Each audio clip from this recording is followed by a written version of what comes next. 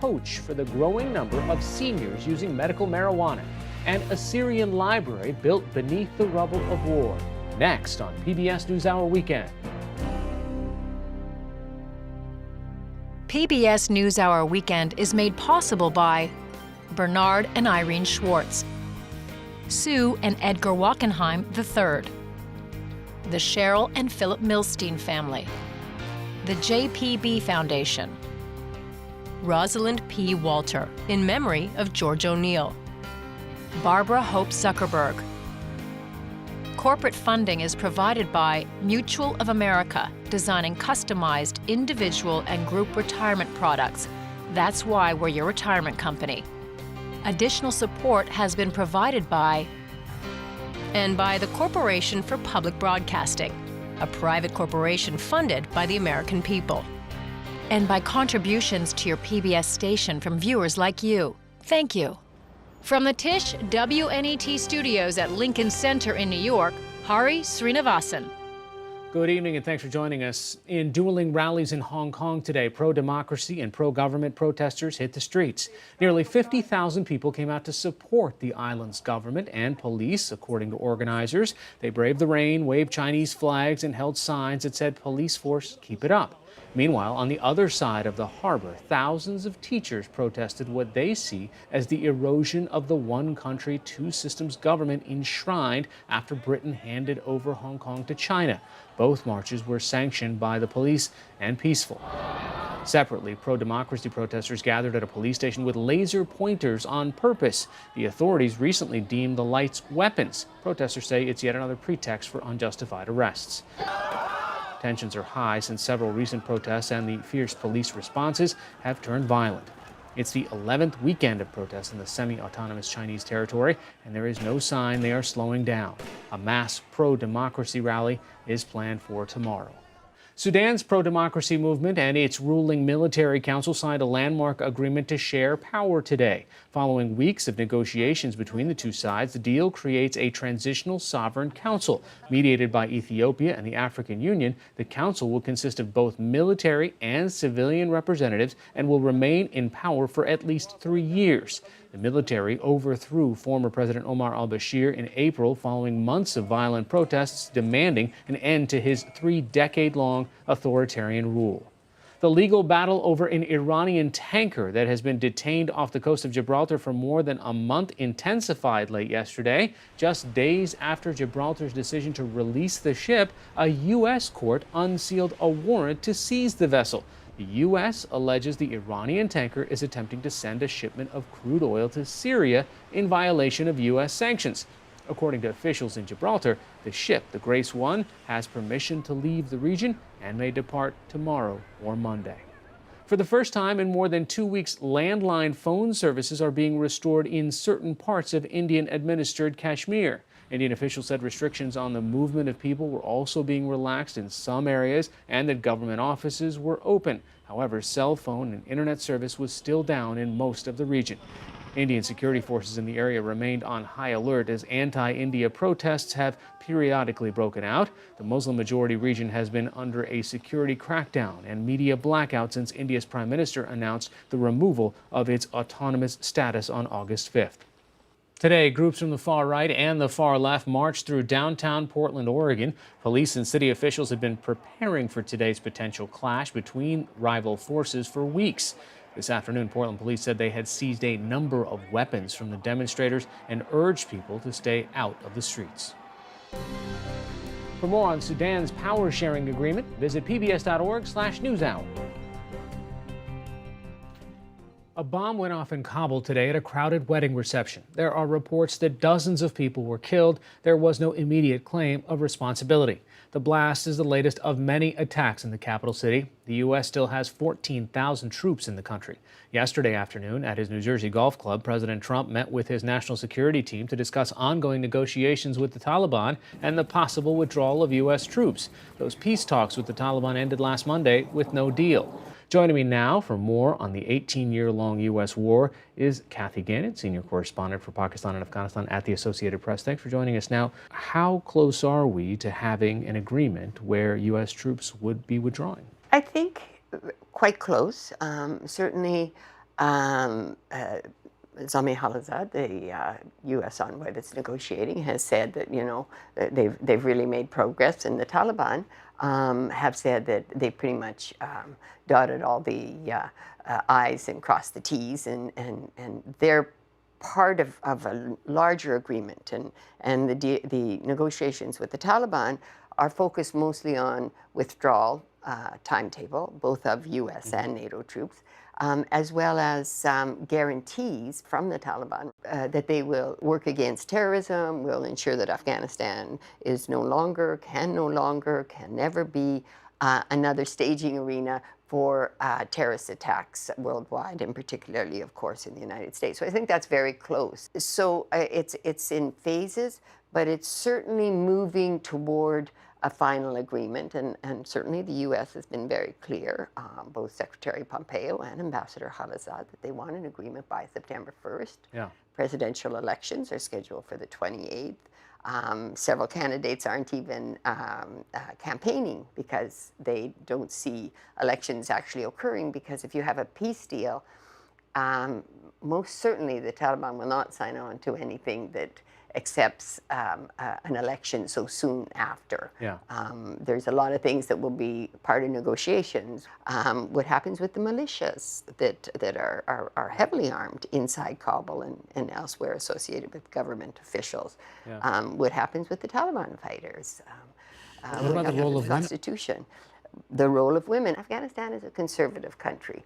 And certainly, while it's much better, of course, they're in school and they're politicians, but certainly the situation is not ideal. Is Afghanistan ready to take the country back? Meaning, is there a security apparatus that can decrease the crime and the violence? Is there an infrastructure that can improve an economy that isn't doing that great?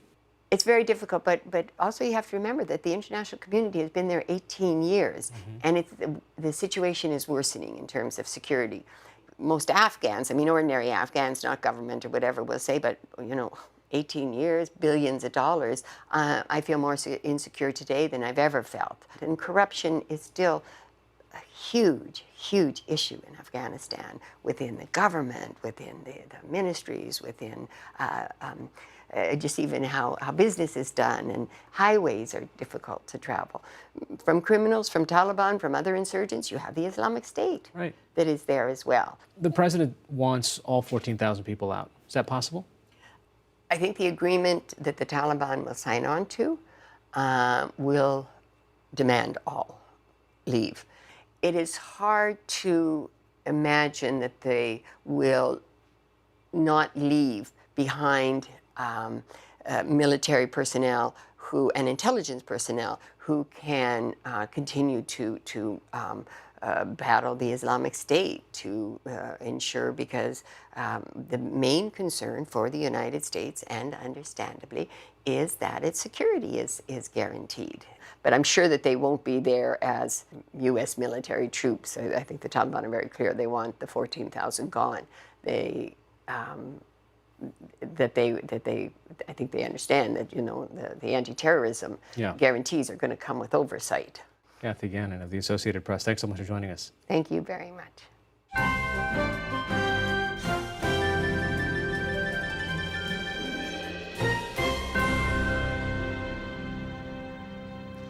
In August of 2016, after 4 years of bombings, death, and destruction in Daraya, Syria, rebel forces and the Syrian government agreed to a ceasefire. Thousands of fighters and civilians were evacuated and relocated, leaving behind shattered homes and buildings in ruins. But underneath that rubble, in an abandoned basement, lay a hidden treasure, a secret library filled with thousands of books salvaged during the ravages of war by residents who risked their lives to save them. I recently spoke with BBC reporter Mike Thompson, author of the book Syria's Secret Library, Reading and Redemption in a Town Under Siege, which is coming out this Tuesday. The idea of people risking their lives to somehow create a secret library, tell me, first of all, what did this library look like? How did it survive while there were bombs dropping around it? Well, it was in a basement, Harry, so buried beneath the surface of the ground. In fact, it was just below a building that had been half destroyed, in an area almost totally destroyed, that was picked deliberately because it would look from above as if there was virtually nothing left to bomb. And so where did the books come from? Well, the books came from abandoned houses, bombed houses and some bombed office buildings. And this group of young people who are behind it all, most of them former university students, had thought to themselves, look, instead of just sitting here waiting to die and extremely hungry as they were under siege, let's go and rescue books we've heard about that are lying abandoned in buildings and getting ruined by the weather. And it was after they did that that they realized, look, instead of leaving them in boxes, why don't we read them? Why don't we create a library? And that's just what they went and did. So how would people come to this library? I mean, when the attacks were going on around them, I mean, it would be risky just to go read a book. Well, it was risky all round. It was risky getting the books because often they had to get into buildings that had demolished first floors, so they had to climb through the rubble, often in the line of snipers who were in the high buildings along the front line between the rebel defenders and the government forces. And of course, it was also, as you say, it was risky for people to get to the library because some days the bombing went on almost non-stop. And of course, they couldn't announce where it was because obviously it's a secret library. So just word of mouth told people where it was. They were very worried that if the government forces knew where it was, they'd bomb it. It seemed like this was a little bit more, at least in the book, more than just about the books. I mean, that there was almost a sense of community coming around and finding the books, keeping people interested and engaged, protecting the secrecy of the library. Indeed, you're quite right. It was so much more than just reading. There were practical purposes too. There was the fact that they managed to get lots of medical books that helped people who were doing medical studies that were interrupted by the war, people who wanted to teach the children who'd never done any teaching before, who found books like that. There was escapism from the sheer hell just a few feet above their heads. In things like Shakespeare and Arabic poetry and even, well, all sorts of things. But also there was a feeling of community, as you rightly said. It was a place that they also held lectures on things like the bombing of Hiroshima and the London Blitz. They learnt how people in other countries had survived being almost annihilated and thrived. And they also had discussions, book clubs about poetry and literature generally, and even soldiers took the books in small bags to the front line and held book clubs in their foxholes. Huh. How did you keep in touch with these people? How did you get these stories out of Syria, so to speak? Well, it took quite a bit of doing because the internet there was extremely poor and there were various contraptions that were rigged up, and I asked them to explain to me once how they managed to do this, and they said it was all to do with pieces of wire and the tops of pans, which were then all tied together and somehow managed to create a signal. Now, don't ask me how they did it because I really don't know, but they still managed to get their voices out through social media, through WhatsApp, through Skype and other forms. And apparently the government forces could have done a little more to cut communications, but that would also have cut communications for their soldiers who were fighting these people, so they didn't. What about the people that were doing this? You've kept in touch with them. Where are they now? How are they doing? Indeed. Well, just a short while after the book was commissioned, the rebel defenders surrendered. And that meant, of course, that they were all bussed out from where they were in Derea to Idlib, the last remaining rebel-held province, which is under fire now. They're all taken away from there. So, of course, I then had to try and find everybody, which was quite a difficult task. Eventually, when I did find them, I thought, will the secret library still be so special to them? And now they've had to leave it and their town behind. And I was reassured immediately on contacting the first person, Abdul Basit, who told me, oh, yes, absolutely, it's every bit as precious. In fact, it kept us going then. It kept us it kept giving us hope then. And now it still gives us hope. And one day we're going to return and we're going to start that again. All right. Mike Thompson of the BBC, thanks so much. Thank you.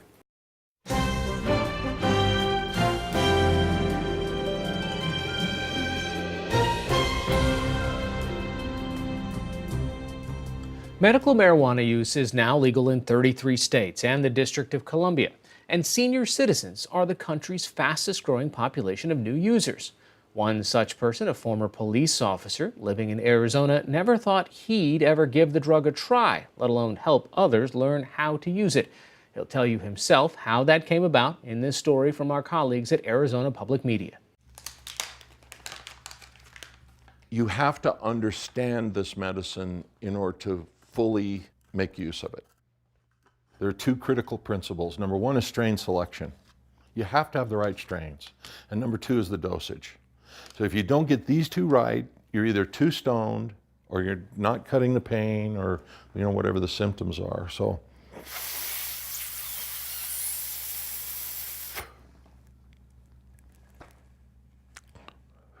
there's two puffs, and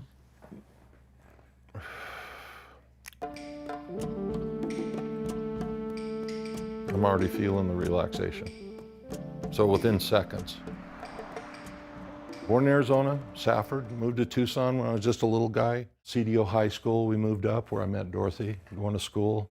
I made All-City as a high school football player. Had a pro tryout of the Canadian Football League. Decided by about age 21, I was about as broken as you can imagine. I mean, physically, I was a wreck. I started with the Sheriff's Department in 1978. Worked the streets, was with the undercover narcotics team. Worked my way from the streets all the way up to assistant chief. And in 1984, I was in a really bad car wreck on duty. Back was hurt really bad, but nobody diagnosed it for 20 years. So I went into my doctor, I said, "Doc, I can't do this anymore." He said, "You're retired." And that was the first time I got a prescription. This is what I took every day of my life just for pain. We came up with a nickname for the guy that took that pile. We called him Morphine Bill. And Morphine Bill was a jerk. I'd be in bed 12 to 14 hours a day and then sit on the couch for the rest of the day eating pills. My boys came down from Washington and they said, "Dad, this has got to stop." I said, "What do I do?" They held up a newspaper and it said, "Medical marijuana. We dare you to research it." And I laughed at them. Do you really picture your dad, an ex-cop, a Mormon boy? I don't drink, I don't smoke, I don't do anything. You really picture me smoking a doobie? Hi, welcome to Nature Red. Hi, thank you. Have you been here before? Yes. A few times. Okay. So I set out a research project to prove them wrong. I need a quarter of blueberry kush, and then I need 1 gram of the gold label, but I need heavy, heavy indica.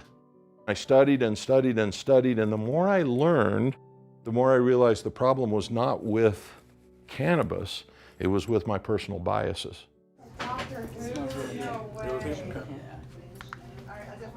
And there's the berry. Just because our society calls it evil for so many years doesn't make it evil. The study shows that it's a very beneficial plant. When they started talking to me about using marijuana, I said, absolutely not. Absolutely not. I mean, why would I tell my children that that was wrong in the 70s, and now I'm going to say it's all right for me now? A lot of people have an idea that, you do medical marijuana, you walk around like Cheech and Chong. If you do recreational marijuana, you will. But medical marijuana is a different thing, a sustainable long-term treatment plan. I've been with oxycodone for 30 years, gradually increasing. My primary doctor said, "We've got to get you off of this. She's been trying for several years." It's hard to understand how bad I was before and how depressed. She was just balled up on the sofa, hopelessness, just pure hopelessness because of undaunting pain. I didn't know how to go about doing it, so I was really happy to find out there was such a thing as a coach. I think she would have quit all on her own. On the 6th day of April, I started my program with Bill and Dorothy. I had withdrawal like you wouldn't believe, I mean, really bad. And I got through it. It took me a year, but on March 31st of 2018, I took my last oxycodone. I couldn't have done it without the marijuana, And I still forget where I came from. I still have a lot of pain, but nothing like I used to have, nothing like I used to have. And my children and grandchildren are like, wow, Grandma, you look so different than you did last year. I've slept better than I have in my life. I just sleep like a baby when I use this. So let's just keep going the way we're doing. Life has really picked up. A lot more conversation between the two of us, where before when you're in pain, you're just in your world. And so I don't feel as isolated now. If people ask me today, what is the most rewarding thing I've ever done? It's not my police career. It's this. Besides our marriage and our 4 children, it's the most rewarding thing we've ever done. Nobody's ever shamed us, but sometimes you think, maybe that person isn't as friendly as they were before, maybe. People have their biases, and I can't do anything to control that. I got 28 grams of flour. I got 280 milliliters of coconut oil. Our bishop knows, our stake president knows, and they're very supportive because they see what good we're doing to educate people and help them to learn how to use this as a medicine. It is a medicine, and we respect it. In the world that we're talking right now, there is an obvious conflict between federal law and state law. I don't understand why it cannot be legalized and why you can't get some insurance relief. If it's doing me more good than the oxycodone was doing, I just don't understand why the government feels so strongly about not making it legal.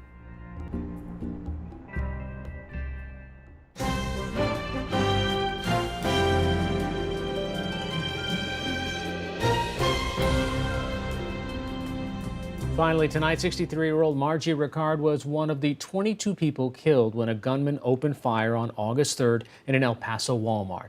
Worried few people would attend her funeral, her longtime companion Antonio Basco invited the entire community.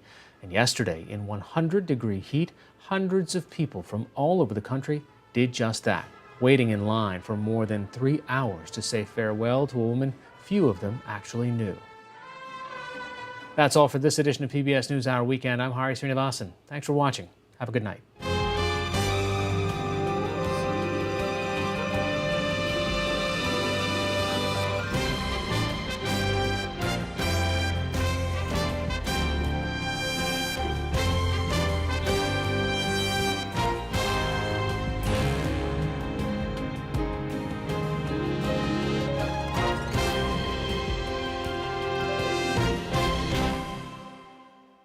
PBS NewsHour Weekend is made possible by Bernard and Irene Schwartz, Sue and Edgar Wachenheim III, the Cheryl and Philip Milstein family, the JPB Foundation, Rosalind P. Walter, in memory of George O'Neill, Barbara Hope Zuckerberg.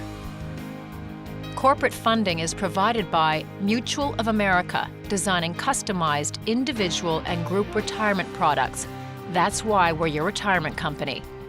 Additional support has been provided by the Corporation for Public Broadcasting, a private corporation funded by the American people. And by contributions to your PBS station from viewers like you. Thank you.